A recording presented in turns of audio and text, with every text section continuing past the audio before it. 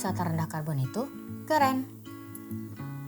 Pariwisata adalah sektor yang berkontribusi pada pertumbuhan ekonomi dan pelestarian budaya. Namun, dampak lingkungan dari industri ini semakin meningkat, terutama dalam hal emisi karbon.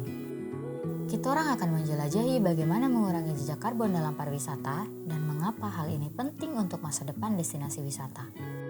Jejak karbon adalah jumlah karbon atau emisi yang dihasilkan dari berbagai kegiatan atau produk manusia. Dalam pariwisata, jejak karbon mencakup transportasi, akomodasi, dan kegiatan wisata.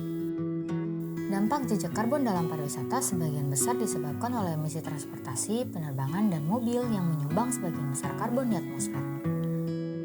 Aktivitas perjalanan kapal pesiar, safari, dan petualangan alam juga memiliki dampak pada lingkungan loh.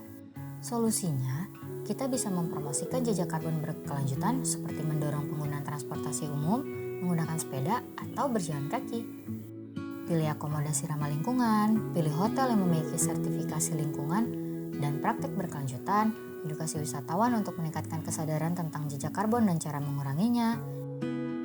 Investasi dalam energi terbarukan, hotel dan destinasi harus beralih ke energi terbarukan. Cara lainnya, kita bisa dengan carbon offset. Carbon offset adalah tindakan untuk menyumbangkan jejak karbon yang dikeluarkan oleh individu atau perusahaan dengan membiayai program-program penghijauan yang dilakukan oleh pihak swasta ataupun pemerintah. Dalam prakteknya, ini berarti mengkompensasi jejak emisi karbon yang telah dihasilkan dengan mengurangi emisi di tempat lain. Beberapa contohnya, perusahaan atau individu dapat membiayai penanaman pohon untuk menyerap karbon dioksida di atmosfer. Pohon-pohon ini membantu mengurangi jejak karbon secara efektif, atau membantu mengurangi emisi karbon dengan menggantikan sumber energi fosil, mendukung proyek pengelolaan limbah yang mengurangi emisi metana dari tempat pembuangan sampah, melindungi hutan dan lahan basah, juga membantu penyerapan karbon alami, memperbaiki efisiensi energi di rumah atau gedung untuk mengurangi emisi. Perlu diingat, itu bukan hanya tanggung jawab pemerintah atau perusahaan besar, tetapi juga dapat dilakukan oleh individu untuk berkontribusi pada perlindungan lingkungan kita bersama. Kemenparekraf telah meluncurkan program Towards Climate Positive Tourism Through the Decarbonization and Ecotourism pada Juni 2022 untuk mengurangi emisi karbon di destinasi wisata. Taman Wisata Mangrove Klawalu di Sorong adalah salah satu dari 5 lokasi pilot project-nya. Kolaborasi antara pemerintah, sektor swasta, dan masyarakat sangat penting untuk mencapai tujuan berkelanjutan.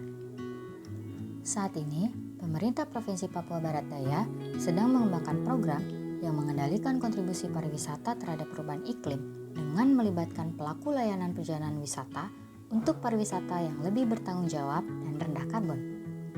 Mengurangi jejak karbon dalam pariwisata adalah tanggung jawab kita orang sama-sama. Dengan tindakan yang tepat, kita dapat menjaga alam dan budaya destinasi wisata untuk generasi mendatang. Gimana Sobat Petualang? Sudahkah menentukan destinasi wisata berkelanjutan mana yang akan kamu dan keluarga kunjungi? Mari nikmati pengalaman berlibur kamu hanya di Papua Barat Daya.